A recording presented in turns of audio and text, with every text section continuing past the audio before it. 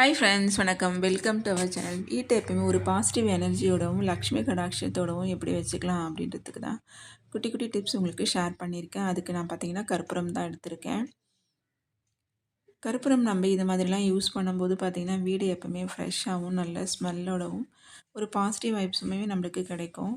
அதுக்கு ஒரு பவுலில் கொஞ்சமாக கற்பூரம் எடுத்துக்கோங்க. கற்பூரத்தை எடுத்துகிட்டு நல்லா நுணுக்கி விட்டுட்டு தண்ணி கொஞ்சம் ஊற்றிக்கோங்க. ஊற்றிட்டு நம்ம ஹாலில் ஏதாவது ஒரு மூலையில் வச்சுட்டோன்னா பார்த்தீங்களா, அந்த ஃபேன் காற்றுல வீடு ஃபுல்லாகவே அந்த கற்பூரத்தோட ஸ்மெல் பரவி உங்களுக்கு எப்போவுமே ஒரு பாசிட்டிவ் ஸ்மெல்லோட ஒரு எனர்ஜி கிடைக்கும். ட்ரை பண்ணி பாருங்கள்.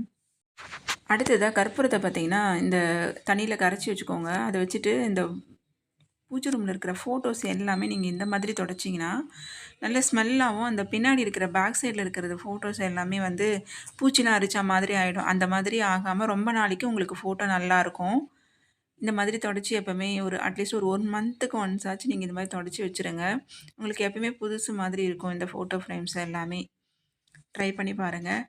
அடுத்ததாக நம்ம என்ன இந்த கற்பூரத்தை வச்சு யூஸ் பண்ண போகிறோம் அப்படின்னு பார்த்தீங்கன்னா, நம்ம வீடு துடைக்கும் போதுமே அந்த தண்ணியில் கொஞ்சமாக கற்பூரத்தை நுணுக்கி போட்டு விட்டுட்டு அதுக்கப்புறமா வீடு துடைச்சோம்னா பார்த்திங்கன்னா பார்க்கவும் பளிச்சுன்னு இருக்கும். ஒரு பாசிட்டிவ் எனர்ஜியுமே கிடைக்கும். இது கூட கல்லுப்பும் கொஞ்சமாக சேர்த்து நீங்கள் துடைச்சிங்கன்னா உங்களுக்கு வந்து பார்த்திங்கன்னா திஷ்டியுமே போகும். வீக்லி ஒன்ஸ் இதை மாதிரி நீங்கள் வீடை க்ளீன் பண்ணி பாருங்கள். பார்க்க பளிச்சுன்னு ஒரு எனர்ஜியோட ஒரு பாசிட்டிவ் வைப்ஸோட ஒரு நல்ல ஸ்மெல்லோட உங்களுக்கு இருக்கும்.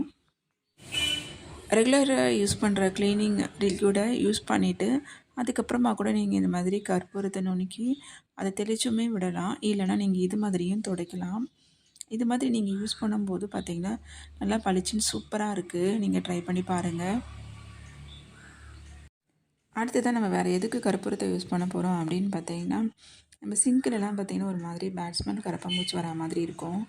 அந்த கரப்பான்பூச்சி ஸ்மெல் வராமல் இருக்கிறதுக்கு நீங்கள் தூங்க போகிறதுக்கு முன்னாடி இந்த மாதிரி ஒரு கற்பூர துண்டை அதுக்குள்ளே போட்டுட்டு அதுக்கப்புறம் நீங்கள் தூங்க போனீங்கன்னா பார்த்திங்கன்னா உங்களுக்கு கரப்பான்பூச்சி தொல்லை, ஸ்மெல், பேட் ஸ்மெல் எதுவுமே இல்லாமல் இருக்கும். நீங்கள் நான்வெஜ் செய்கிறீங்க, அப்போ ஒரு மாதிரி ஸ்மெல் வருது அப்படின்னா கூட நல்லா க்ளீன் பண்ணி விட்டுட்டு அதுக்கப்புறமா நீங்கள் இந்த மாதிரி செய்யும்போது பார்த்திங்கன்னா உங்களுக்கு எந்த ஸ்மெல்லுமே இல்லாமல், பேட் ஸ்மெல் இல்லாமல் நல்லா சூப்பராக இருக்கும். நைட்டில் நீங்கள் தூங்க போகிறதுக்கு முன்னாடி இதை செஞ்சுட்டு அதுக்கப்புறமா தூங்க போங்க. அடுத்தது என்னென்னு பார்த்தீங்கன்னா, நம்ம எறும்பு தொல்லை இருந்துச்சுன்னா கூட நீங்கள் இந்த மாதிரி யூஸ் பண்ணிக்கலாம். கொஞ்சமாக கற்பூரத்தை நுணுக்கிட்டு அந்த தண்ணியை ஒரு ஸ்ப்ரே பாட்டில் இருந்ததுன்னா அந்த ஸ்ப்ரே பாட்டிலில் ஊற்றிட்டு அதுக்கப்புறமா எறும்பு எங்கெல்லாம் இருக்கோ அங்கே ஸ்ப்ரே பண்ணி விட்டுட்டிங்கன்னா உங்களுக்கு எறும்பு தொல்லையே இருக்காது. ட்ரை பண்ணி பாருங்கள். இந்த வீடியோ பிடிச்சிருந்தா இந்த வீடியோக்கு ஒரு லைக் கொடுங்க. சேனலை ஃபஸ்ட் டைம் பார்க்குறீங்கன்னா சப்ஸ்கிரைப் பண்ணிவிட்டு சப்போர்ட் பண்ணுங்கள். பாய்.